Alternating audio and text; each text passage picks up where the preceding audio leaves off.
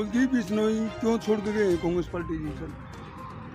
कुलदीप बिश्नोई को मुझे तो लगता है कि हुड्डा रोदाभान तो बहाना था, असल तो काला धन छिपाना था।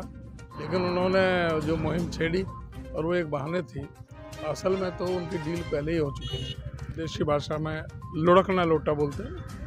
तो वो व्यक्ति है, कभी बीजेपी की तरफ भागता है, कभी बीएसपी की तरफ भागता है, कभी अलग पार्टी भी बनाता है, फिर कांग्रेस में शरण लेता है करके हुड्डा साहब के पास पहुंचता है जी मुझे साथ में लगाओ। फिर क्या बीच में हुआ, क्या डील हुई भारतीय जनता पार्टी के साथ, वो सबके समक्ष है। तो उसको रिजाइन देना चाहिए था कांग्रेस के साथ विश्वासघात करने से पहले। पार्टी जिंदाबाद, कांग्रेस पार्टी जिंदाबाद। ये राजेश लड़का है। नमस्कार दोस्तों, मैं आपका अपना ललित भारद्वाज। आप देख रहे हैं हरियाणा पोल खो न्यूज। इस समय हम खड़े हैं गढ़ी में। कांग्रेस के प्रदेश अध्यक्ष उदय वानी को जो हाथ से आए हुए हैं, उनका जबरदस्त स्वागत किया जा रहा है कांग्रेस के नेताओं के द्वारा। और आपको तस्वीर दिखाने का काम किया जा रहा है। पूरी तरह से कांग्रेस के नेताओं के द्वारा माला पढ़ाई जा रही है। हासी नगर परिषद के पूर्व चेयरमैन प्रतिनिधि रिंकू सनी और बैकवर्ड कमीशन के पूर्व सदस्य तेलूराम जांगड़ा, विकास नुनाच और कमलेश रंगा, तमाम नेता जो युवा कांग्रेस के प्रधान भी है, वो भी हासी मौके पर है मुकेश जी, और इनका स्वागत किया गया है। और हम जानने का प्रयास करेंगे जो हमारे कांग्रेस के प्रदेश अध्यक्ष है उदय वानी जी से बातचीत करेंगे। सर नमस्कार जी। नमस्कार। और सर ठीक हो? बहुत बढ़िया। आज पहली बार हासी आए हो, आपका जबरदस्त स्वागत किया गया है। बहुत बहुत धन्यवाद। लोगों में कितना कार्यकर्ताओं में इतना उत्साह और जोश और उमंग है, उसके लिए मैं इनका बहुत बहुत धन्यवाद करता हूँ। सर क्या लग रहा है जी, आदमपुर का उपचुनाव होने जा रहा है? बिल्कुल ऐसा ये स्पष्ट संकेत है जनता का कि बदलाव की बयार चल रही है। कांग्रेस सत्ता में आएगी और बीजेपी जाएगी, और आदमपुर चुनाव में कांग्रेस पार्टी अच्छे बहुमत से जीतेगी। कुलदीप बिश्नोई क्यों छोड़ के गए कांग्रेस पार्टी जी सर? कुलदीप बिश्नोई को मुझे तो लगता है कि हुड्डा रोदाभान तो बहाना था, असल तो काला धन छिपाना था। वो हमारे ऊपर आरोप लगाते रहे, जबकि हमने कभी उन पर कभी किसी भी तरह का हमारा कोई मतभेद नहीं थे। लेकिन उन्होंने जो मुहिम छेड़ी और वो एक बहाने थी, असल में तो उनकी डील पहले ही हो चुकी थी भारतीय जनता पार्टी से। और वो एक अस्थिर आदमी है, जो बोलते हैं ना हमारे देशी भाषा में लुढ़कना लोटा बोलते हैं।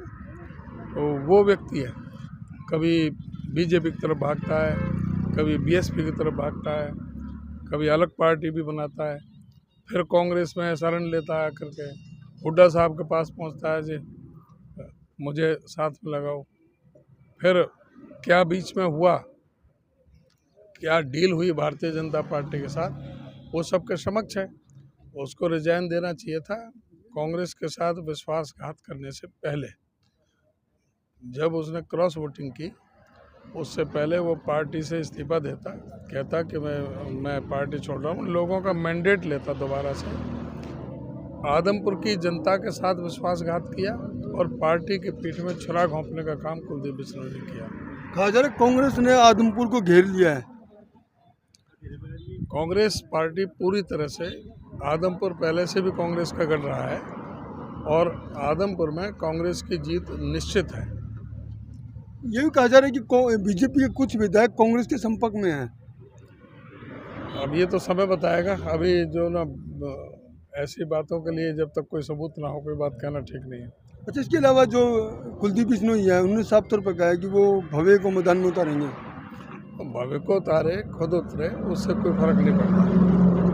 और जहाँ तक आपने बताया कि आप देख रहे हैं कि पहले 8 पूर्व विधायक पार्टी ज्वाइन की, 3 अभी पूर्व विधायकों ने ज्वाइन की, सभी भारतीय जनता पार्टी से जुड़े हुए थे। और लोग सत्ता की तरफ भागते हैं, और आज जो परिस्थिति है इसकी तरफ आ रहे हैं। तो ये स्पष्ट संकेत है कि कांग्रेस पार्टी की बहुत ज़बरदस्त हवा। कहा जा रहा है कि उदय वानी जी और भूपेंद्र सिंह हुड्डा, इनका कहीं ना कहीं जादू चल गया है। जादू तो चल ही रहा है पूरे प्रदेश में। जब से कांग्रेस पार्टी की कमान संभाली है। आप देखोगे कि फरीदाबाद में कितनी ज़बरदस्त रैली हुई, फिर फतेहाबाद में कितनी ज़बरदस्त रैली हुई। हम जब कार्यभार संभालने जा रहे थे 11.5 घंटे लगे दिल्ली से चंडीगढ़ पहुंचने में। 40 से ज़्यादा जगहों पर लोगों का हुजूम उमड़ा हुआ था।